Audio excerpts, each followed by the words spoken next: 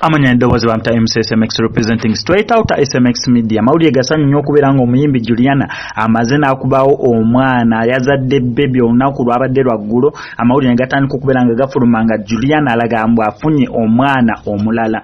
Ffenna tukimanyi bulungi ebyatuuka ku muyimbi Juliana n'omwana gwe yalina oli omulenzi eyasooka. Bambi Katonda we yasalawo n'abeera ng'amuyita era oli omwana abeera ng'afa. Abantu ne bagamba Juliana yali azadde omwana omu ate bw'atyo Katonda n'abeera nga mumujjululako. Naye amawulire ag'essanyu gali nti Juliana ye muyimbi omu asinga okubeera nga yeewa respect mu bayimbi banene mu ggwanga lya Uganda. Era Juliana tewaliwo n'omu yategeerako mbu Juliana ali lubuto nedda. Just byalinga mu ruma naye nga tewaliwo n'omu asobola kuvaayo abeere nga akikonfaminga mu lwatu mbunera Juliana oba ali lubuto. Naye olunaku lwabadde lwaggulo Juliana n'abeera ng'atta ebifaananyi okubeera nga amaze okubeera ng'azadde bebi omulala. Abantu bangi babyogera Juliana atajja kuddamu kuzaala. Juliana biki? Juliana yayitako kudda ku myaka egizaala yazadde omwana omu agenda kufa nga talinayo omwana mulala. Byonna nga bwe mwabyogera Juliana ng'asiise engeri gye-keeping out of news. Juliana yasobola okumalako emyezi 6 oba 8 kagubeere mwaka nga mawulire apyalinzeemu omulundi gumu. Mostly wabadde nga celebrating birthday yawe mu mawulire ajja n'avaayo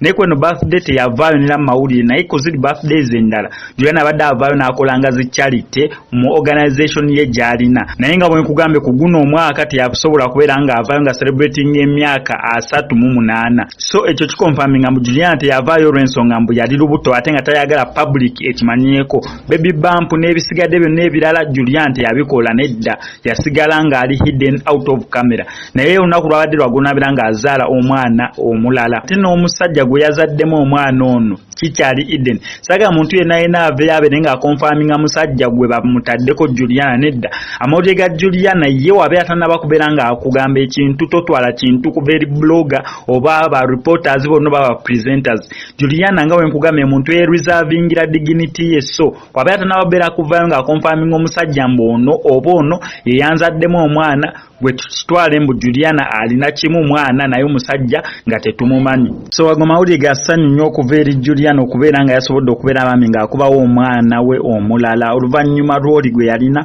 okubeera bambi nga yafa. So tulinde abayimbi abalala betusuubira okubeera nga baza. Tomanya ne Shiba ayinza otukubirawo awaakaana, Spice Dana naye tumutunulidde okubeera nga tuzayidayo kawaakaana n'abayimbi abalala bangi. Naye kyekya Juliana Katonda yamuyambye n'asumulukuka bulungi era nga bwe twakifunyeeko mbu amannya g'omwana omulenzi oyo ye Taja. Abasinga mbadde mwebuuza sex ye yazadde mwana mulenzi era nga amannya ge sofa bye twakategeerako mbu omwana ye Taji naye n'ebirala bigenda beera nga bijja kyemmanyi oluvannyuma lw'okuzaala tajja beera nga tukweka mwami kumala bbanga ddene. So Juliana bw'atyo yasobodde okubeera nga asumuluka olunaku olw'eggulo nga 14 May. So Juliana tukwagaliza birungi byeleere. Kongs Juliana amanya ddoboozi nsigadde nze MCSMX representing straight out SMX media. Obero yagadde story yange nkoze nkusaba subscribing, liking, commenting. MCSMX I sign out.